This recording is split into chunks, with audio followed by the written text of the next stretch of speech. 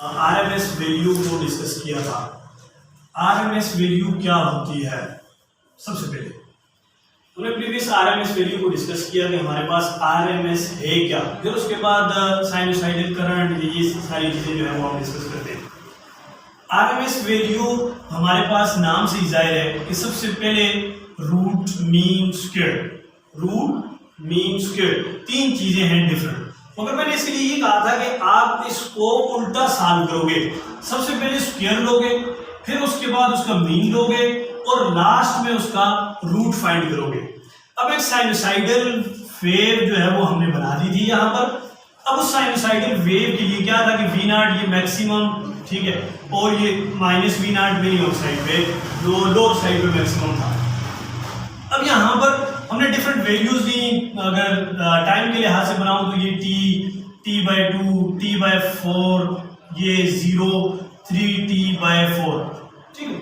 अब इसका जो ग्राफ बन रहा था कुछ यूं था, ऐसे ग्राफ बन रहा था। अब उसके लिए मैंने क्या कहा कि सबसे पहले आप ये v0 है तो v0 का स्क्वायर करो। स्क्वायर कर दिया आपने, लेट से ये फॉर्म यहाँ तक पहुंची और ये ग्राफ चूंकि स्क्वायर हो गया तो कोई वैल्यू भी अब नेगेटिव नहीं रहती, अब वो सारी की सारी पॉजिटिव। तो जो ग्राफ बना वो कुछ यूं बना, ऐसे कुछ यूं ग्राफ बना, ठीक है। फिर मैंने कहा कि इसका मीन लो। मीन से मुराद ये स्क्वायर और फिर इसका मीन डिवाइडेड बाय 2। इसके ये मीन ले लिया तो कुछ वैल्यूज ये बनी, ये लाइन बनी। फिर उसके बाद लास्ट में आपको ये कहा गया कि अब इसका रूट फाइंड करो। जब रूट फाइंड किया तो आपके पास ये वैल्यू बनी v0 डिवाइडेड बाय √2।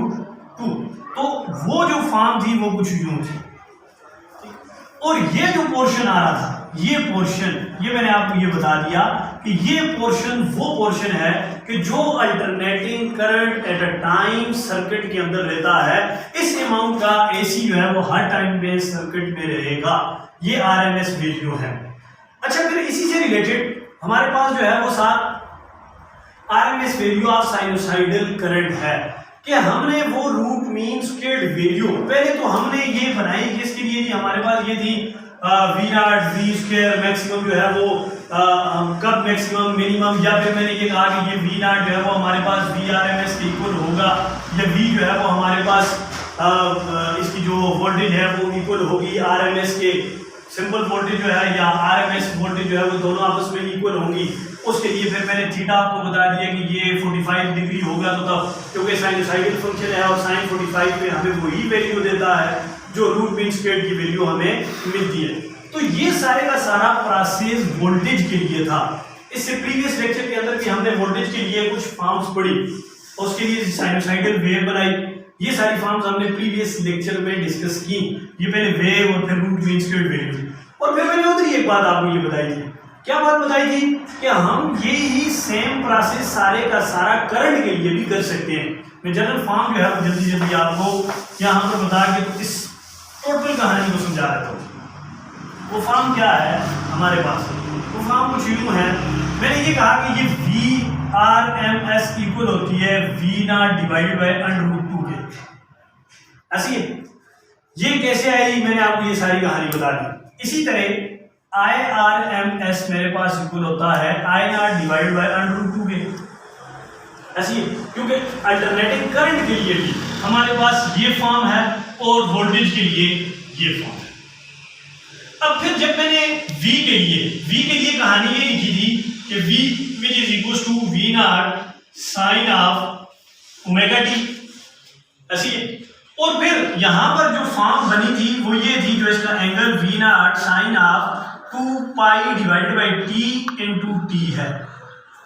अब फिर इस t पे इंस्टेंटेनियस वैल्यूज के इसको नाम दे दिया गया, और इस स्पेसिफिक ये जो स्मॉल t है, ये जो स्मॉल t है, इस t पे सारी की सारी कहानी थी कि ये t हमारे पास 0 है तो क्या है, ये t हमारे पास जो है वो t/4 है तो क्या है, ये t हमारे पास t/2 है तो क्या है, ये t हमारे पास 3t/4 है तो क्या है, ये t हमारे पास t है तो फिर क्या है। तो उसके लिए ग्राफ हमने बना दिया। तो सेम यही ग्राफ फॉलो करेगा किसके लिए? अल्टरनेटिंग करंट के लिए। अब वो अल्टरनेटिंग करंट के लिए क्या फॉर्म है कि I which is equals to I0 sin of उसी तरह 2 डिवाइडेड बाई t और इंटू t। जब इस इक्वेशन का I which is equals to I naught sine of 2 pi divided by T और इनटू टी। जब इसके लिए मैं ग्राफ ड्रा करूंगा तो सेम वही ग्राफ, वही साइनोसाइडल फंक्शन का जो वेव बन रहा था, सेम वही वेव जो है वो यहाँ पर भी जनरेट होगी। क्यों जनरेट होगी करंट के केस में भी? क्योंकि यहाँ पर अब साइन फंक्शन सेम है, उसमें वोल्टेज में और करंट में सिर्फ डिफरेंस जो है वो वोल्टेज और करंट का है, बाकी साइनोसाइडल वेव का फर्क नहीं आ रहा। साइनोसाइडल वेव के इस वजह से फर्क नहीं आ रहा क्योंकि हमारे पास वहां पर भी सेम फंक्शन साइन यूज हो रहा था और यहाँ पर भी सेम फंक्शन जो है वो क्या यूज हो रहा है, साइन यूज हो रहा है, जिसके लिए हम ये यहाँ पर एक फॉर्म जो है वो समझ लेते हैं कि साइनोसाइडल फंक्शन है, उसी तरह की वेव बनेगी। अच्छा, स्क्वायर लें तो सबसे पहले इसका स्क्वायर लें। मैंने कहा था पढ़ने में आरएमएस है, सॉल्व करने में सबसे पहले आप स्क्वायर लेंगे, फिर उसका मीन लेंगे, ठीक है, और फिर लास्ट में उस पे रूट सॉल्व कर देंगे। ये काम आप करेंगे तो लिहाजा ये बनेगा I naught divided by √2 I which is equal to this, जो हमारे पास वैल्यू है। ये यहां से आई नॉट की वैल्यू आप फाइंड करना चाह रहे हो which is equal to I into √2। अब √2 1 पॉइंट समथिंग होता है तो ये वैल्यूज आपको मिल सकती है।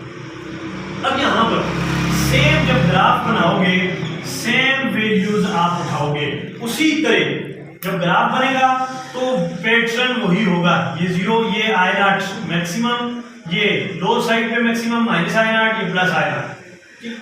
अब जब ग्राफ बनाओगे तो उसी तरह ये टी, फिर इन दो का हाफ हमारे पास t/2, फिर इन दो का हाफ जो है वो t/4, इन दो का हाफ 3t/4।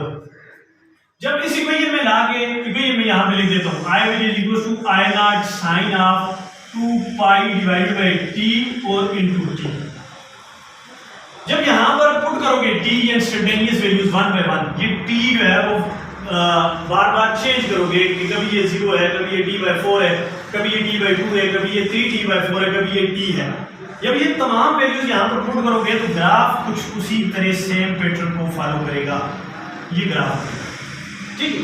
और फिर मैंने कहा था कि ये चूंकि पीरियोडिक फंक्शंस हैं तो ये after some time interval, some period ये अपनी वैल्यूज को रिपीट करते हैं, तो ग्राफ भी रिपीट होता है। अगर फर्दर मैं इस ग्राफ को आगे एक्सीड करूं तो कुछ यूं फॉर्म होगा। और फिर यहां पर सारे का सारा प्रोसेस वही है जो वोल्टेज के लिए हमने पढ़ा। वोल्टेज के लिए आई नॉट है, इसका सबसे पहले क्या कर दो, स्क्वायर कर दो। आई नॉट का स्क्वायर कर दो तो कुछ वैल्यूज ये होंगी, आई नॉट का स्क्वायर हो गया, ठीक है, रूट मीन स्क्वायर वैल्यू हमने निकाली।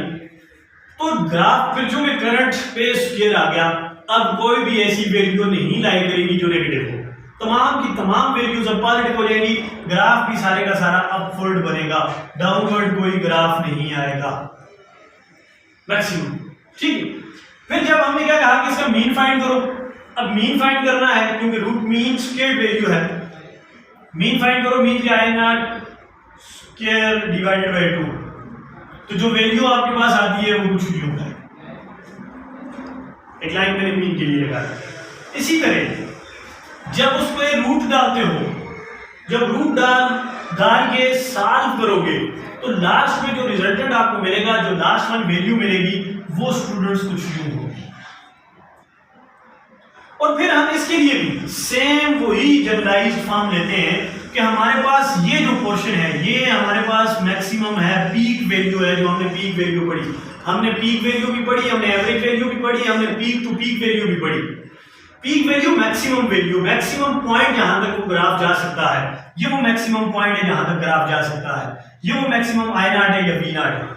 अब इस लाइन से हमें क्या फॉर्म मिलती है, इस लाइन से हमें ये फॉर्म मिलती है या हमें ये पता चलता है कि ये अमाउंट ऑफ करंट, ये amount of current at a time जहां पे वोल्टेज थी तो वो वोल्टेज उतने अमाउंट का एट टाइम जो है वो सर्किट के अंदर रिवॉल्व कर रहा होता है, एट टाइम सर्किट के अंदर जो है वो इतने अमाउंट का वोल्टेज रिवॉल्व करेगा। तो इसी तरह करंट के केस में भी साइनोसाइडल करंट है, रूट मीन स्क्वायर वैल्यू है, तो हमें ये बता रहा है कि इतने अमाउंट का, इस अमाउंट का हमेशा करंट उस सर्किट के अंदर रहेगा, ये अमाउंट करंट की हमेशा रहेगी उस सर्किट के अंदर। सर्किट जो भी हो उसमें अल्टरनेटिंग करंट की इतनी अमाउंट हमेशा रहेगी। अब वो चेंज करेगा, लाजमी बात है, वो डायरेक्शन वाइज चेंजिंग जो भी आएगी वो एसी के लिए हमने पढ़ा हुआ है कि वो क्लॉकवाइज भी और एंटी क्लॉकवाइज भी, और फिर उसकी फ्लक्चुएशंस वो हमें समझ नहीं आती, हमें पता नहीं चलता। उसकी रीज़न ये है क्योंकि वो इतने शार्ट टाइम इंटरवल में वो सारी की सारी फ्लक्चुएशन होती हैं। और फिर मैंने उसके लिए डोमेस्टिक आपको एक फॉर्म भी बता दी कि हमारे पास ये डोमेस्टिक लेवल पे रहते हुए 50 हर्ट्ज है इसकी फ्रीक्वेंसी, और वो फ्लक्चुएशन इतने शार्ट टाइम इंटरवल में होती है कि हमें उसका पता नहीं चलता। समझ आ गई?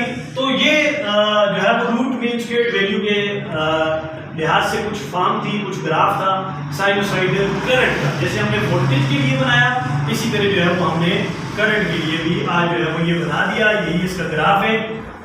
सेम उसी तरह जैसा वोल्टेज का ग्राफ है, उसी तरह ये करंट का भी सेम ग्राफ है। जैसे हमने वोल्टेज के लिए सारी बातें जो है वो पढ़ी, सेम उसी तरह करंट के लिए भी पढ़ी। मैं फिर एक मरतबा क्लियर कर देता हूँ करंट के लिए। इस वजह से जब पोटेंशियल होती है, पोटेंशियल अप्लाई करते हो तब करंट रिवॉल्व करता है। तो वोल्टेज है तो इस वजह से करंट भी है। तो ये आज का हमारा जो है वो टॉपिक था।